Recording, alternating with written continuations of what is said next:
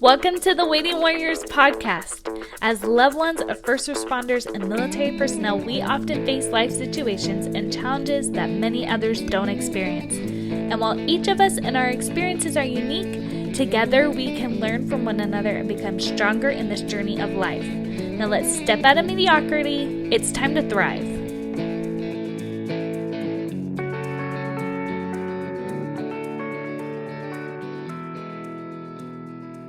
Hey, Waiting Warriors, welcome to another week on the podcast. This week, I have another one of my good friends for you guys. Her name is Kara. Welcome to the show. Thank you. It's good to be here. So Kara has been married to her soldier for 9 years. She has 3 kids and then is a fantastic photographer. And I have to say, that's not like what she wrote in her bio. That is my testament. She did some really cute pictures for me and the girls while Austin was gone. And it was really, really cute, guys. I'm very, very happy about it. But, so Kara, I want to hear kind of your story. How did you meet your soldier? Was he already in the military or did he join after? So my husband was already in the military. He was actually deployed with my cousin, in Afghanistan. And I got a call from my cousin while they were over there and said, when we get home, would you want to go to the military ball with my buddy? And I'm like, well, I was in Florida finishing up college at the time. They were at Fort Bragg. So I'm like, I'm going to have to fly up on a blind date for 3 days. So I was like, no, I'm not going to do that. But then all my friends were like, you can't tell a soldier coming home from war, no.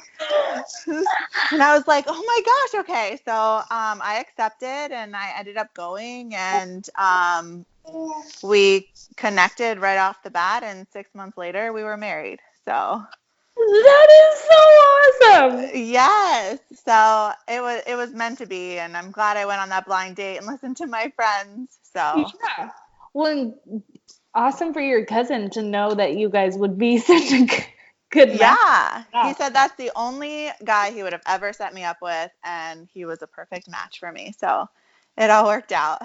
That is like one of the coolest stories I have ever heard. And good for your friends. You can't say no to a soldier coming. Yes, I was about to say no, a blind date for 3 days, no way. Yeah. Well, and like, I don't know. I've never been on a I don't think I've ever been on a blind date. At least not a memorable one, apparently. But to fly, like, flying isn't cheap, you know? Like, it's not just like you're Well, I will say my husband did pay for my ticket. He paid for my own hotel room, obviously. He went all out for me. So that was very gentlemanly and major perk and points for him. So that is so awesome. So you get married after 6 months. I'm assuming since he had just come home from a deployment, not a lot had happened as far as like going away. He wouldn't have been deployed again in those 6 months. But what happened after you got married? So we got married in December, and then that February we moved to Germany. Okay. He basically dropped me in a little German village in Germany, waiting for my household goods, and went to the field for a month. I didn't have household goods. I didn't have internet. I didn't have a TV. I didn't have anything. So I would drive to post. You're not on post. You're in a village. Yeah. So so when we got there, we didn't have kids. We were a young couple, and the on post housing obviously was for families with children priority.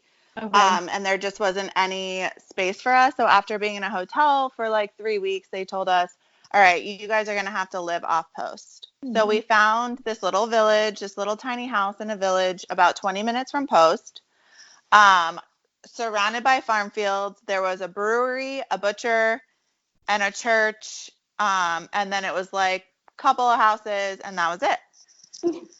So I had no household goods. And he's like, I got to go to the field for a month. And I'm new at this military wife thing. So I was like, okay, I guess. So I had no furniture. I had no internet. I drove to post, bought a DVD set of the show 24. I only allowed to watch I only allowed myself to watch like 2 a day so that I could like span it Right. out. And I would drive to Post every day just to go to the food court for lunch to take up time. I mean, I was Yeah. struggling. That was rough. Um, Oh. So so so you know no one. It's not like you've met anybody from his unit. no, You haven't met FRG. You no, obviously aren't communicating with the villagers. I'm assuming they didn't speak English. no, no. So I will say about about a week before they got home, I was at the car shop, sitting at the car shop, getting new tires. So I was going to be there for like 4 hours, and this woman walked in, and I don't know how we started talking, but she said, "Oh, what company is your husband in?" And I told her what company, and she's like, "My husband is too." She's like, "Do you want to go get some coffee with me? Are you like stuck here?" And I was like, "Yes, thank you." Yeah, so she took me to get coffee. We picked up her daughter from school that day and went to a park. Like I was so desperate for any sort of adult conversation Yeah. that I just went with this lady who said her husband was in my husband's company, and thank goodness she like found me that day because we became friends and she was my first friend in Germany.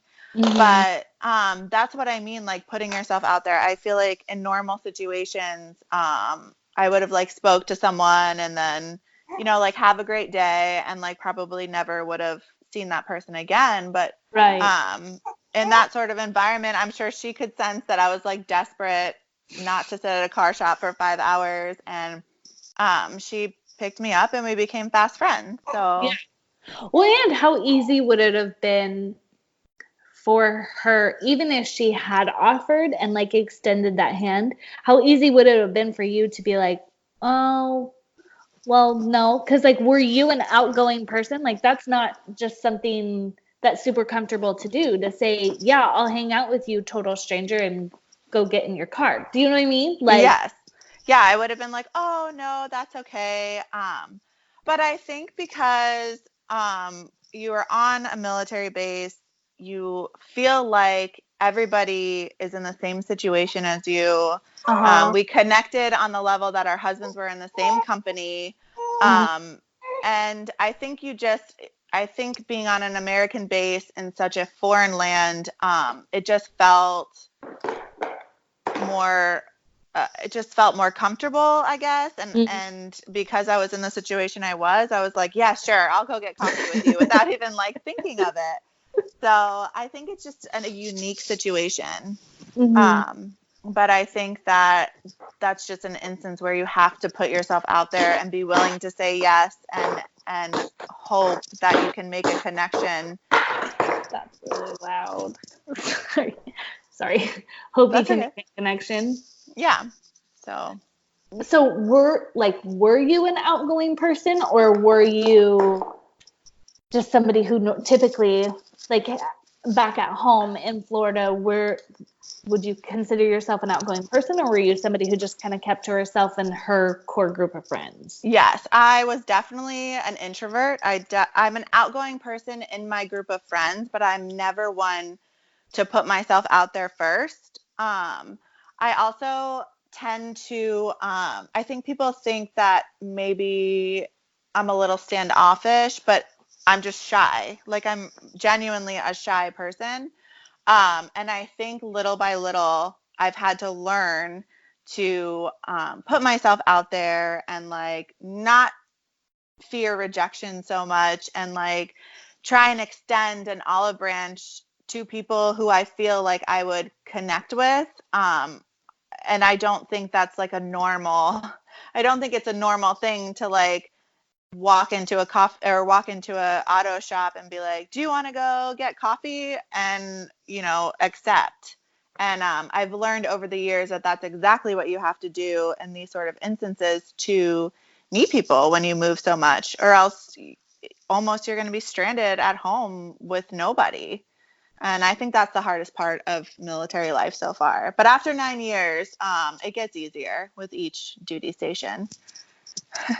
Okay, but how do you do that? How do you let go of that fear of rejection, or just the I can't even like describe what the fears are, but just like it's uncomfortable. Let go of those uncomfortable things. Was it just you decided, okay, to survive this, I have to do something, and then all of a sudden you could, or what did those little instances look like for you?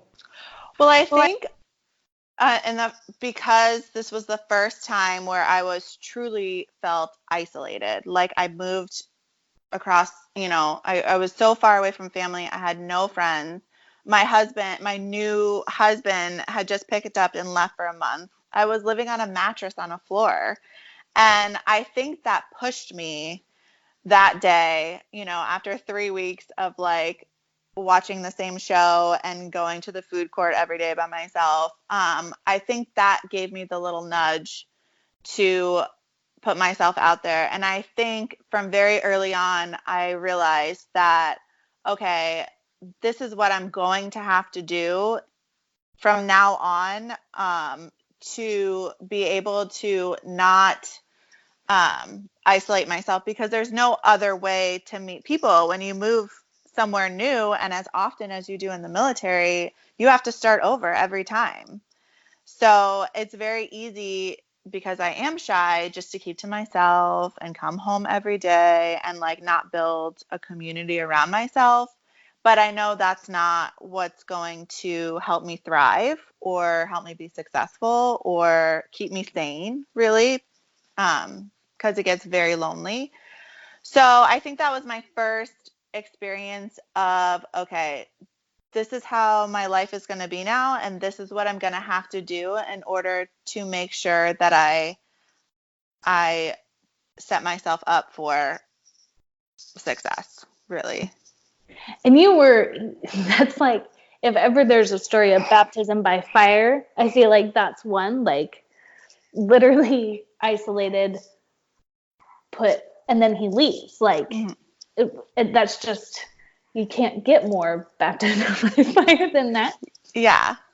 I know I've seen a lot of girls, and even like myself, I I kind of tend to hide behind Austin or my kids. And like I was super quote unquote outgoing as a teenager and stuff, but then that changed a lot after we got married, and I realized like I was super comfortable as a teenager and with my friends, and it's easy to branch out when you've got three other people right behind you doing the same thing. But as a military wife, I like hide behind Austin because he's the person who can totally go to anybody, talk and all that kind of stuff. But like for me, it's been so much slower. So what would you say to the person who's been around a year or two and is just like slowly deteriorating, is kind of the only word I can think of. You know what I mean? Like, Yes. you had 3 weeks of being completely alone and then you realize something's got to change. I think a lot of other people, it's like the slow, we've been somewhere for a year, we don't have any friends, this is a new place, what the heck am I doing? What would you say to that person? I would say, think about the things you enjoy, what you enjoy doing. I can give you another example. So, when I moved to Clarksville after Germany, I had just had a baby, and I was like, I really want to start running. I had Mm-hmm. never run before. I wasn't very good at it, but I just had it in my mind that I wanted to run. And I said, okay, well, now I'm going to join. Well, this was very hard for me, but I'm going to join a running group, a triathlon group, nonetheless, because I enjoyed swimming. And that forced me, I joined this group, and you had to go to group meetings and practices and with people who had already known each other for a very long time. And I'm like, oh gosh, like I don't know what to do. And they all like have backstories, and they were so welcoming. And I just found this family and these friends, and that's how I flourished. And I found something that I like wanted to do. I enjoyed a hobby, something new, and I forced myself to go. And I think the first couple of times that I joined this run group, there was like practice on a Thursday, and I'm like, okay, I'm gonna go on Thursday. And then Thursday would come around, and I'm like, I can't do it. Like, I don't know anyone. I'm having social anxiety. Like, I can't do it. So I think a couple of weeks had passed with that. Okay, I'm going to go today on Tuesday. And then Tuesday would come and I'd be like, oh, I can't do it. And I would like cancel. And then finally I was like, okay, like I have to just go and experience this. And I think after that, it was probably the best decision I've ever made. And I made so many friends that I still talk to now, 7 years later and, 5 years later. So I think it's just like finding something you're interested in, making up your mind that you're going to commit to it and that you're going to be open and that you're going to let yourself be vulnerable, really. And then you'll be connected and meet people and start those lifelong friendships. But I think it really starts within yourself. And it's scary. It's probably the scariest thing I've ever been through and done. And you're going to have to do it multiple times with each move, which is the hard part. So, yeah. I think that's like the worst part is like I feel like I can muster up the gusto and the guts once, but then it's like, dang it, it's gonna have to happen again in 3 more years or whatever. But it's, I don't know, I guess I can say I've gotten better over the years. I do think it gets easier with time. It definitely gets easier over the years. I want to take a quick break from the interview to share something that has really helped me lately called Productivity Bootcamp by Jordan Page. If you are feeling constantly behind on life, anxious, stressed, disorganized, or like you're just burning out, I have something I really think will help you. I was there. I'm always there. Swallowed up by so many new changes, kids, all of these things that are so good, but I couldn't seem to figure out how to make things work. I never was able to get things to really click for our family. But then I found an online course called Productivity Bootcamp, and it has helped me figure out so many things. What I love most and why I'm sharing it with you guys is because this course is super moldable to your life. This is unlike any other course I've seen out there. So I do have an affiliate link in the show notes and on my Instagram bio if you'd like to go and support the podcast. But just know I am very particular in the companies I let support and sponsor the podcast because I truly only want to share things that will help you thrive. And I know this is one of those things. So go check out those links and let's get back to the interview. So this is our fourth, no, wait, 1, 2, 3, 4, 5. Okay, so this is our fifth move. And when I got here, we had been stationed at Fort Campbell before, and then we went to Benning, and then we came back to Fort Campbell. And when we came back to Fort Campbell, everybody I had known was gone. So I was starting from zero. This is a year ago. And my son started kindergarten. And we went into his Thanksgiving feast, and there was this other mom there that I was talking to, and I connected with her right away. I knew I was going to be friends with her. So I said, let me get your number, and we're going to go to coffee. And you could tell she looked at me like, what? And she took my number hesitantly, thinking this girl's crazy because I just said, okay, well, we're going to go to coffee, and basically we're going to be friends, and I'll see you next week. And we've been inseparable ever since. We formed this friendship, and for the last almost year now, we've been really close. And I found out she lives right down the street, and our kids play with my kids. And she said to me, she's like, I thought you were crazy that day. And I asked my husband even, should I go to coffee with this girl? Right. And I said, that was me 7, 8, 9 years ago. But aren't you glad you came to coffee with me? And so now I feel like I am not that girl in the car shop anymore, but my friend that came in that day to rescue me. So then it was like a role reversal for you guys. Yeah. Just for you. You go from the girl in the auto shop stranded and desperate to seeing, it's almost like you've developed like an audacity, the audacity to be friendly, which is like weird in this day and age, I feel like it's weird to just automatic like talk to people even sitting in the car shop, you know, like that's just not necessarily something people do anymore. But like what's the alternative as a military spouse? You're just gonna be lonely for a long time until somebody has that audacity. And it's still really hard for me. Like I had to like almost the entire time I was talking to this girl at our kids' Thanksgiving event, I had to like muster up the courage to be like, can I get your number? Let's go to coffee. Like, I want to be friends with you. And it probably for the 2 hours that we were talking, I was like, okay, I'm going to do it. I'm going to ask her for her number. Like, and I did it. And thank goodness that I did it because she has been one of my greatest friends here.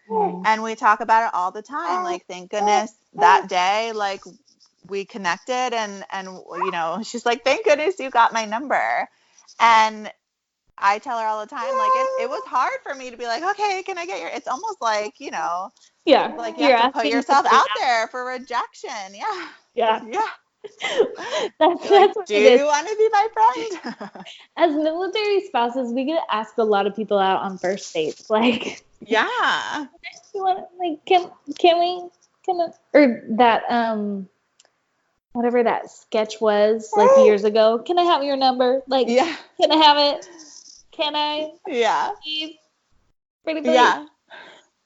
Oh man. Yeah. So but as you're like saying this, like mustering up, it's like, okay, I'm glad I'm not the only one. Like, even though we're military spouses and we're strong and we're adaptable and we're flexible and all these things, it's like, okay, but even if it's our 5th time, our 7th time, like, it's okay that you still have to muster up. I think it's just like, you just got to keep trying. Like, don't close yourself off. Don't tell yourself that like you're tired of doing it and now it's somebody else's turn to reach out to you, you know? Like, yeah, not going to get you anywhere.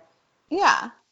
And some people, you just won't be their cup of tea and you might, you know, like you might get rejected, but the alternative is loneliness. The alternative is never knowing and being at home and being by yourself. And I think that really is the hardest part of being a military spouse is feeling isolated and feeling lonely and getting trapped in this cycle of like not being able to pull yourself out of a funk because you feel this way, but also the alternative is having to like go up to people and be like, hey, do you want to hang out? Which is the scariest thing also. So right. It's just finding this balance of, you know, like having the courage to step outside your comfort zone. You're also going to be friends with a lot of people that at home you probably would have never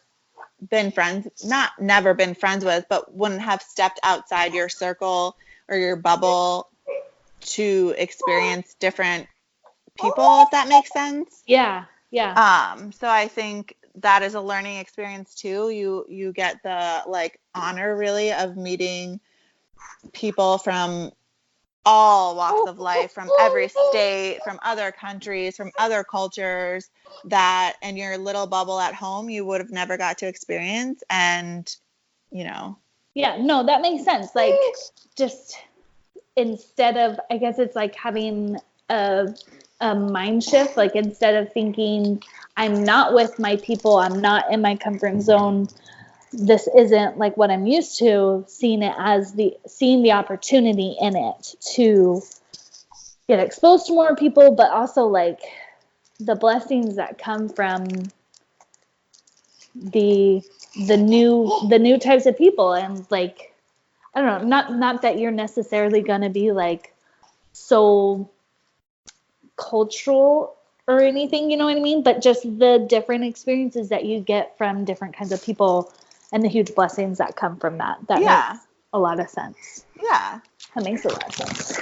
I'm just like, I'm still just so, I don't know, flabbergasted or astonished or in awe, all those kind of words. Like, you were literally put in a foreign village by yourself weeks after getting married, like that just is so intense. So I admire your willingness and your ability to like not completely break down, because I know I would have like lost my marbles. And But I think that was probably the best lesson, or the best thing that maybe could have happened, because I had no one to hide behind, like I had to figure out how to be independent and strong and make myself happy.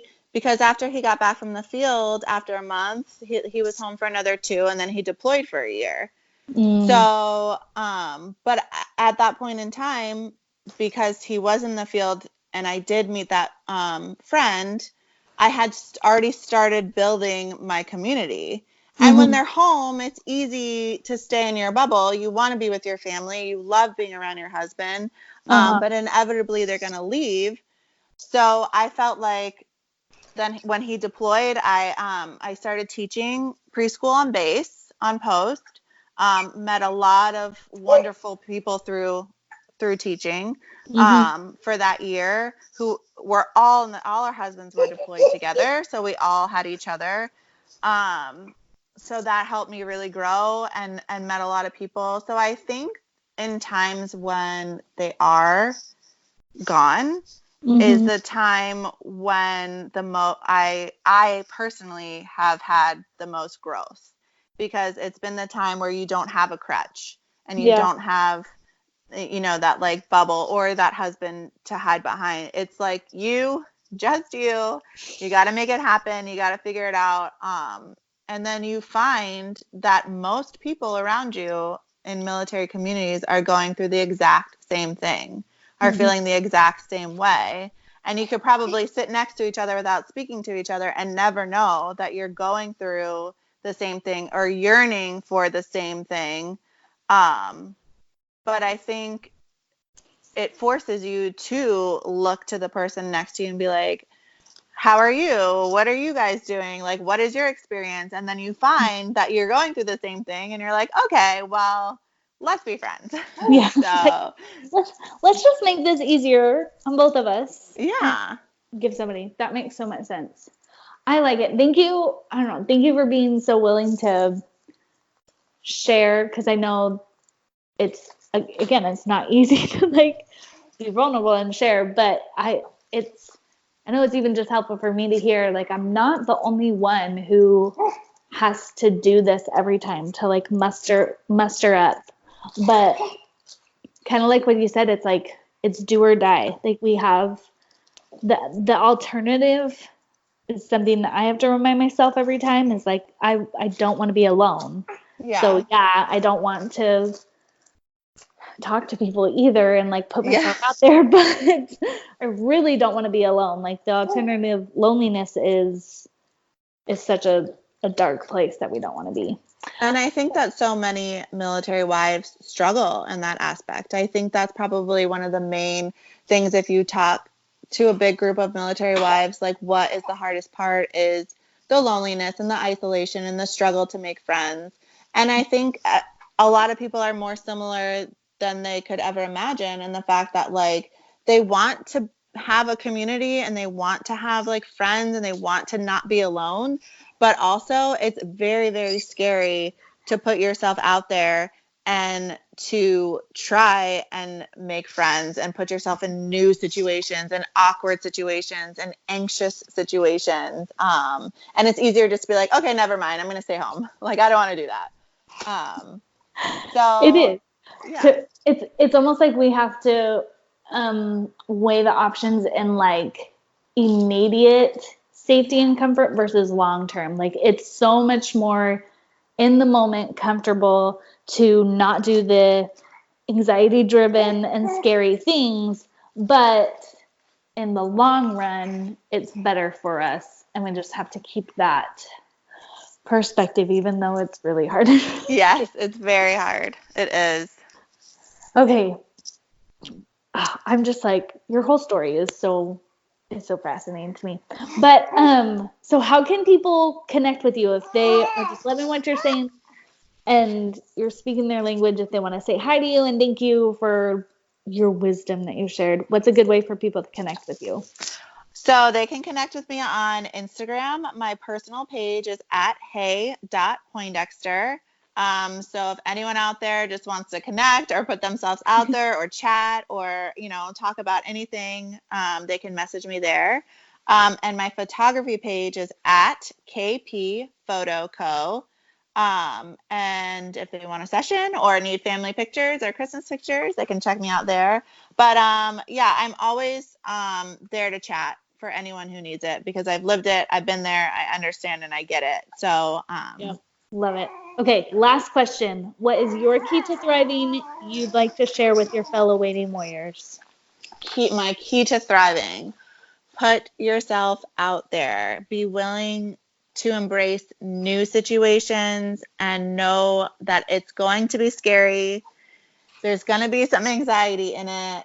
I know, I understand, I've been there, but you have got to build yourself a community of people that will help you thrive, that will get you out of the house, that will enjoy new experiences with you when your husband is away, so that you don't get stuck.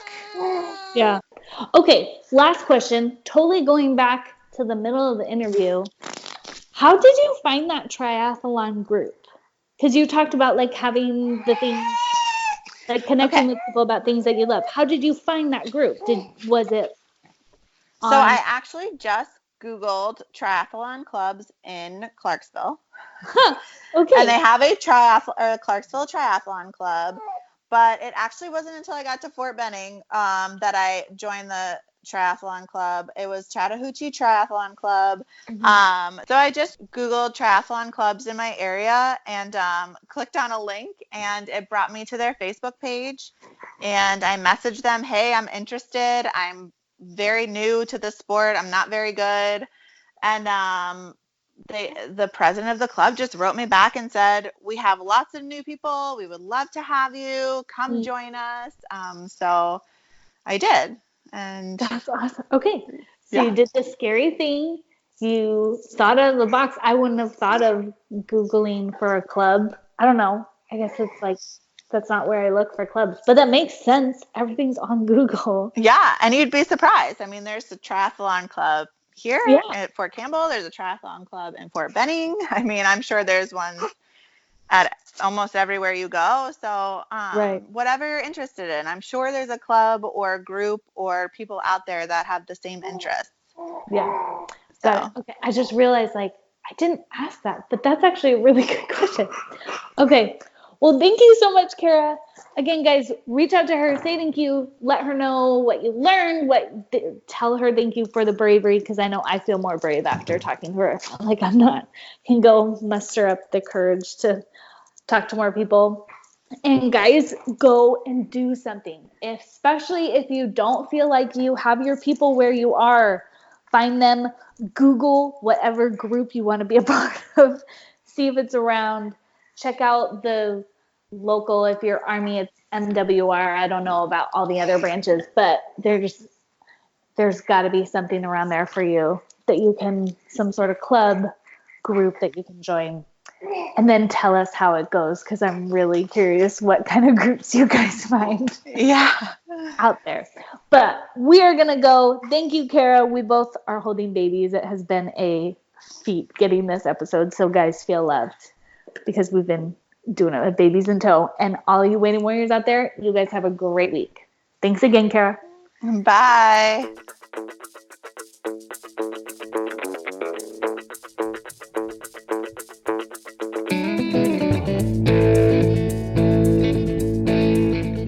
Hey friends, if you are loving the content here and want some more Waiting Warrior action, check us out at Instagram or Facebook. The handle is The Waiting Warrior, no S, or check out the website, thewaitingwarriors.com. And make sure you get on our mail list. We have some really awesome things coming up. Have a great day.